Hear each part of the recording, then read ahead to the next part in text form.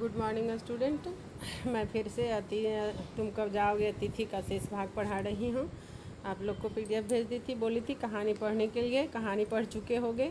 मैं बताई थी लेखक कहता है कि अतिथि सदैव देवता नहीं होते, कभी कभी वो राक्षस का रूप ले लेते हैं। कैसे? जब अगर अतिथि समय से आया, मिलजुल कर चला गया तो देवता होता, लेकिन समय से अधिक रहने लगता है और ऐसी स्थिति में जिसके घर की आर्थिक स्थिति खराब हो, वो अतिथि का सत्कार करने से असमर्थ है और अतिथि वहाँ से जाने का नाम नहीं लेता, तो उस स्थिति में अतिथि क्या बन जाता है? राक्षस बन जाता है। और लेखक का मित्र जो है क्या कहता है, क्या मुझे मेरा कपड़ा गंदा हो गया, मुझे मेरे कपड़े लॉन्ड्री में धुलवा दो। और लेखक यह सोच करके जाता है कि शायद ये कपड़े साफ़ करवा देंगे तो उसके सुबह हो करके ये चला जाएगा। यह सोच करके वह उसके कपड़े लॉन्ड्री में देते हैं कुछ, और सुबह हो करके लॉन्ड्री वाले कपड़े धोकर दे देता है। और लेखक कहता है कि तुम्हारे भारी भरकम शरीर से सलवटे पड़ी चादर बदली जा चुकी और तुम यही हो। यानी लेखक के दोस्त जो 2-3 दिन से रह रहे थे जिस कमरे में, जिस बेड पर उसकी चादर गंदी हो गई थी, उनकी पत्नी उस चादर को बदल दी थी। तुम्हें देखकर फूट पड़ने वाली मुस्कुराहट धीरे धीरे फीकी पड़कर अब लुप्त हो गई। लेखक कहता है कि पहले जो तुम्हारे आने से खुशी हुई थी वह क्या हो गया? अब धीमा पड़ने लगा है। वह मुस्कुराहट अब बंद होने लगा है। ठहाकों के रंगीन गुब्बारे जो कल तक इस कमरे में आकाश में उड़ते थे अब दिखाई नहीं पड़ते। यानी जो हंसी मजाक चलता था वह बिल्कुल बंद हो चुका था। बातचीत की उछलती हुई गेंद चर्चा के क्षेत्र के सभी कोनलों से ठप्पे खाकर फिर सेंटर में आकर चुप पड़ गई। यानी बिल्कुल अंतरात्मा से दुखी हो चुका था लेखक। उदास रहने लगा, उससे बातचीत करना बंद कर दिया कि शायद वो अपनी बेइज्जती महसूस करे और यहाँ से चला जाए। लेकिन मित्र उसका जाने का नाम ले ही नहीं रहा था। अब इसे न तुम हिला रहे हो न मैं। कल से मैं उपन्यास पढ़ रहा हूँ। यानी लेखक जो है मित्र के साथ चुपचाप एक कुर्सी पर बैठा रहता, न कुछ गपशप करता। लेखक एक उपन्यास ले आया और वहीं मित्र के पास बैठ कर के पढ़ता रहता था, पत्रिका और उपन्यास। शब्दों का लेन देन मिट गया, यानी दोनों के बातचीत बिल्कुल बंद हो गए थे और चर्चा के विषय चूक गए। यानी किसी चीज़ पर, किसी टॉपिक्स पर बात करना बिल्कुल बंद हो गया था। परिवार, बच्चे, नौकरी, फिल्म, राजनीति, रिश्तेदारी, यानी किसी तरह का कोई बातचीत दोनों के बीच नहीं हो रहा था। सौहार्द स्नेह बोरियत में रूपांतरित हो रही थी। सौहार्द मतलब प्रेम होता है और बैरियत मतलब दुश्मनी होती है। तो प्रेम जो है अब दुश्मनी में रूपांतरित बदल रहा था। भावनाएं गलियों का स्वरूप ग्रहण कर रही थी, पर तुम जा नहीं रहे। भावनाएं गलियों का स्वरूप ग्रहण कर रही थी, यानी गली क्या होता है? संकड़ा होता है। अतिथि के प्रति लेखक की भावना क्या हो जा रही थी? सिमटती हो जा रही थी। किस अदृश्य गोंद से तुम्हारा व्यक्तित्व यहाँ चिपक गया है, मैं इस भेद को सपरिवार नहीं समझ पा रहा हूँ। लेखक कहता है कि तुमको यहाँ कौन सा ऐसा सुख मिल रहा है, पता ये हम लोग नहीं समझ पा रहे हैं कि जिसके कारण तुम यहाँ गोंद की तरह चिपक गए हो मेरे घर में। बार बार यह प्रश्न उठ रहा है मन में कि तुम कब जाओगे अतिथि। लेखक के मन में बार बार यह प्रश्न आ रहा है कि ये अतिथि कब जाएगा। कल पत्नी ने धीरे से पूछा, कब तक टिकेंगे ये? यानी उनके मित्र के बारे में उनकी पत्नी पूछ रही है कि कब तक ये रहेंगे। मैंने कंधे उचका दिए, क्या कह सकता हूँ, क्योंकि उनके मित्र तो कुछ बता नहीं रहे थे कि मैं कितने दिन ठहरूँगा। तो लेखक को कुछ पता नहीं था। मैं तो आज खिचड़ी बना रही हूँ, हल्की रहेगी, बनाओ। यानी पहले जो सत्कार के उसमें समाप्त होना मतलब समझ बताई थी कि पहले दिन जो उनको पुआ पूड़ी और अन्य तरह के व्यंजन खिलाए गए थे, अब वह क्या हो गया? खिचड़ी बनाने लगी कि शायद उसको ऐसे इस ढंग का खाना देंगे तो फिर यहाँ से वो चला जाएगा। सत्कार की उष्मा समाप्त हो रही थी, यानी सम्मान करने का जो उत्साह था वो अब धीरे धीरे क्या हो गया था? समाप्त हो रहा था। डिनर से चले खिचड़ी पर आ गए। ये डिनर किस चीज़ में बदल गई? खिचड़ी में आ गई।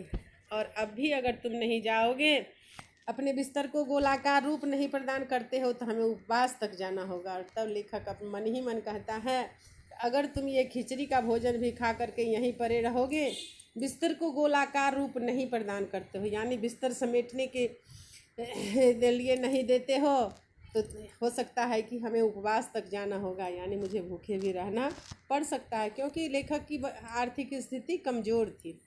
तुम्हारे मेरे संबंध के एक संक्रमण के दौर से गुजर रहे थे। संक्रमण मतलब क्या होता है? छुआछूत, एलर्जी जिसको कहते हो। तो कहता है लेखक मन ही मन कि हे मित्र, तुम्हारे और मेरे बीच के संबंध में एक ऐसा दौर हो गया है कि लगता है छुआछूत का दौर गुजर रहा है, यानी तुमसे अब मुझे घृणा होने लगी है। तुम्हारे जाने का यह चरम क्षण है, यानी अंतिम समय है। तुम जाओ अतिथि।